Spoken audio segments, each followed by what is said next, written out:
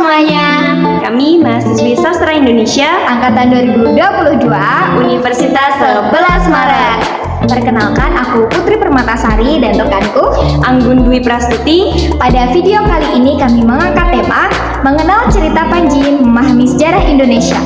Video ini kami buat untuk memenuhi tugas ujian akhir semester mata kuliah Bahasa Melayu Klasik dengan dosen pengampu Prof. Istadianta. Selain tujuan yang telah disebutkan Putri tadi, kami memiliki tujuan lain, yaitu agar para penonton dapat memahami sejarah Indonesia lewat cerita Panji yang kami sampaikan. Kami juga berharap teman-teman semua memiliki rasa cinta dan juga rasa menjaga kebudayaan Indonesia. Cerita Panji merupakan cerita asli Indonesia yang berkembang pada masa abad ke-12 Masehi. Tidak hanya dikenal di Pulau Jawa, Bali, Lombok, Sulawesi, cerita ini berkembang sampai mancanegara antara lain Thailand, Vietnam, dan Myanmar. Cerita yang berawal dari cerita lisan di Jawa Timur ini telah diubah oleh masyarakat penerimanya ke dalam berbagai bentuk seni lain, seperti seni rupa, seni sastra, dan seni pertunjukan. Secara umum, cerita ini berkisah mengenai dua tokoh, yaitu Raden Panji atau yang biasa dikenal dengan Inu Kertapati yang merupakan anak dari Raja Kerajaan Jenggala, dan yang kedua ada Galuh Chandra Kirana atau yang biasa kita kenal dengan Dewi Sekartaji yang memiliki arti putri yang cantik bagai sinar bulan. Cerita ini berkembang seiring dengan bertumbuhnya kerajaan Majapahit di wilayah Nusantara. Tak hanya dikenal di Bali, Lombok, dan Sumatera, cerita ini pun dikenal hingga ke Semenanjung Melayu, Kamboja, Thailand, dan juga Myanmar. Bahkan, cerita ini diadaptasi ke dalam kearifan lokal negara mereka masing-masing. Kisah ini diyakini merupakan gubahan yang mengacu pada peristiwa, tokoh sejarah, dan budaya yang terjadi di wilayah Jawa bagian timur pada abad ke-12 Masehi. Cerita Panji memiliki autentisitas karya pujangga pada masa kerajaan Majapahit dengan latar tempat yang benar-benar ada, seperti Jenggala, Kediri, Urawan, dan Gagelang. Merefleksikan kreativitas dan kearifan lokal yang orang Jawa zaman itu menjadikan cerita Panji ditetapkan sebagai Memory of the World oleh UNESCO pada 31 Oktober 2017 lalu. Istilah Panji yang digunakan sebagai tokoh utama dalam cerita Panji sudah dikenal sejak periode Kediri.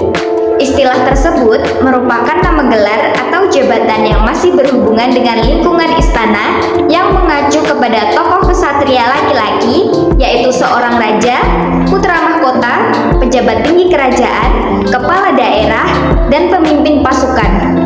Istilah Panji atau Apanji atau Mapanji terus digunakan secara umum hingga Singosari dan Majapahit. Prasasti Banjaran tahun 975 Saka atau 1053 Masehi dari periode awal Kediri merupakan prasasti tertua yang menggunakan istilah Panji.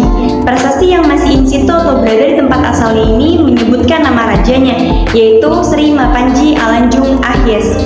Selanjutnya ada prasasti Hantang tahun 1057 Saka atau 1135 Masehi, merupakan prasasti dari masa Kediri yang juga menggunakan istilah Panji. Prasasti yang disimpan di Museum Nasional ini juga menyebutkan nama raja mereka, yaitu Raja Sri Maharaja Apanji Jayabhaya. Para pejabat kerajaannya juga menggunakan gelar Panji, seperti Mapanji Kabanda, Mapanji Mandaha, dan juga Mapanji Daguna. Di masa Singasari, pejabat tinggi kerajaannya juga memakai gelar Panji, seperti Rakyan Demung Mapanji Wipaksa dan Rakyan Kanuruhan Mapanji Anunda. Kitab Pararaton juga mencatat keturunan Ken Arok yang menggunakan nama Panji, antara lain Panji Anengah atau nama lainnya Anusapati, Panji Saprang, dan Panji Tohjaya. Banyak para ahli yang telah mengulas cerita Panji sebagai indikator bahwa cerita yang melegenda tersebut akan terus dikaji kedalamannya. Keberadaan cerita Panji, terutama di Jawa, tidak bisa dilepaskan dengan legenda, mitos, dan sejarah. Cerita Panji bukan hanya sekedar fiktif belaka, sebagaimana pula cerita Ramayana dan Mahabharata di negeri asalnya India. Komparasinya, bahwa cerita Ramayana memiliki dinasti yang jelas dan baku, yaitu dinasti Alengka dan Ayodhya. Sedangkan di dalam Mahabharata terdapat dinasti Hastinapura dan Indraprahasta. Adapun di dalam cerita Panji, baik yang berkembang di Indonesia atau Jawa pada khususnya, memiliki 4 dinasti, yaitu Jenggala, Urawan, Kediri, dan Singosari. Keempat dinasti tersebut berasal dari satu dinasti yang bernama Resigatayuh di Kerajaan Kahuripan. Cerita Panji dengan nama tokohnya Panji Nukertapati juga syarat dengan amanat yang mengandung nilai-nilai keutamaan kehidupan yang sangat berharga bagi dirinya dan juga pembacanya. Nilai budaya yang tampak paling menonjol dalam cerita Panji adalah nilai kepahlawanan. Panji Nukertapati berkali-kali menjadi pahlawan menyelamatkan negara, baik negerinya sendiri maupun kerajaan lain.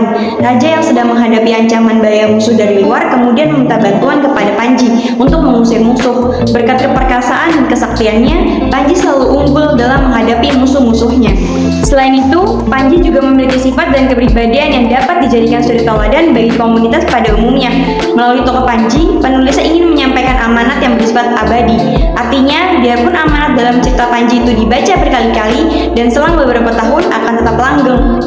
Keunikan dan universalisme nilai keutamaan dalam cerita Panji tersebut seyogianya menjadi pemantik semua pihak untuk peduli pada karya seni budaya Nusantara ini. Kembangkitan kembali cerita Panji pada saat ini tentunya dibutuhkan kerjasama paralel semua pihak dalam tindakan praksis agar cerita yang penuh nilai keutamaan ini tidak tergerus pusaran zaman. Judul Panji Anggreni merupakan salah satu hak hasan teks ini. Maksudnya, judul teks atau naskah diambil dari nama samaran salah satu tokoh utamanya. Adapun Anggreni yang menjadi bagian dari judul Panji Anggreni bukanlah nama samaran Panji ataupun Chandra Kirana atau Sekar Taji, melainkan nama istri pertama Panji yang dibunuh oleh Raja Jenggala, ayah Panji. Hal ini sekaligus menunjukkan keistimewaannya bahwa teks Panji Anggreni mengandung unsur Anggreni. Hikayat Panji Kuda Semirang adalah prosa yang bercerita tentang Panji dalam bahasa Melayu dan ditulis dengan Arab Jawi. Hikayat Panji Kuda Semirang terdapat 2 jilid yang tersimpan di Perpustakaan Nasional dan disalin oleh sastrawan Betawi bernama Muhammad Bakir. Masing-masing selesai disalin pada 20 Juni dan 24 Juli tahun 1888. Kisah Panji Asmara Bangun dan Dewi Sekar Taji merupakan cerita rakyat yang berasal dari Jawa Timur, lebih tepatnya di kota Kediri. Dewi Sekar Taji sendiri merupakan putri dari Kerajaan Daha atau Kerajaan Kediri. Cerita ini adalah cerita rakyat yang sangat terkenal. Bahkan di kota Kediri sendiri terdapat taman dengan nama Dewi Sekar Taji, karena masyarakat Kediri percaya bahwa Dewi Sekar Taji adalah simbol kemakmuran masyarakat. Relief-relief yang menggambarkan cerita Panji dari abad ke-14 Masehi dijumpai pada candi-candi di Jawa Timur seperti Candi Mirigambar, Candi Surowono, dan Candi Perwara pada Candi Tegowangi. Relief ini juga ditemukan pada candi-candi di Gunung Penanggungan, antara lain Candi Wayang, Candi Gajah, Candi Kendali Sodo, dan Candi Selo Kelir.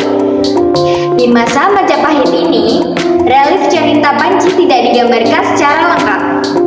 Di masa Majapahit, relief cerita Panji tidak digambarkan secara lengkap, melainkan hanya beberapa adegan yang dianggap penting atau mewakili seluruh kisahnya. Penggambaran cerita Panji pada relief candi-candi di Jawa Timur dapat dikenali melalui pahatan seorang kesatria dengan penutup kekasih Panji dan beberapa sahabat pengiring atau kadean atau punakawan. Cerita Panji dalam seni. Cerita-cerita Panji tersebut berkembang melalui beberapa aspek kehidupan dan muncul dalam beragam bentuk seni seperti seni tari, sastra, teater, lukis, wayang, dan pahat. Pada video ini, kami mengambil 2 contoh karya seni, yaitu kain batik dan tarian yang di dalamnya tertuang cerita Panji. Perkembangan cerita Panji memang tersebar hingga keluar wilayah Nusantara. Tetapi, sangat disayangkan saat ini generasi muda masih banyak yang tidak mengetahui cerita Panji. Oleh karena itu, dosen dan mahasiswa Fakultas Industri Kreatif Ubaya bersama pengrajin yang berada dalam naungan Asosiasi Perajin Batik Jawa Timur serta Dewan Kerajinan Nasional Daerah Provinsi Jawa Timur berkolaborasi guna melestarikan dan mengenalkan cerita Panji ke Jawa Timur ke dalam bentuk media batik. Kolaborasi ini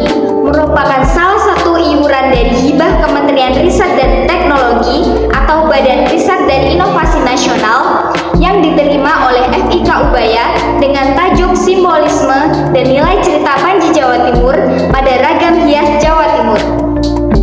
Prof. Markus menjelaskan, salah satu motif batik yang dibuat yakni batik gending Panji Sekartaji. Batik ini menceritakan romantisme Panji Asmorobangun dan Dewi Sekartaji yang dikombinasikan dengan motif kota Probolinggo, yakni angin gending.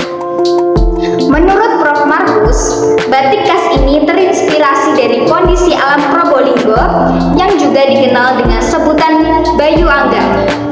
Bayu Angga memiliki makna daerah yang berangin. Keteo Geleng adalah sebuah tari yang gerakannya menirukan tingkah laku teh atau kera. Tari Keteo Geleng dipentaskan oleh 3 penari wanita dan seorang penari laki-laki sebagai manusia kera. Tari diawali dengan ketiga para wanita masuk panggung terlebih dahulu, kemudian 2 penari berlaku sebagai dayang-dayang dan seorang penari memerankan sebagai Putri Dewi Sekartaji.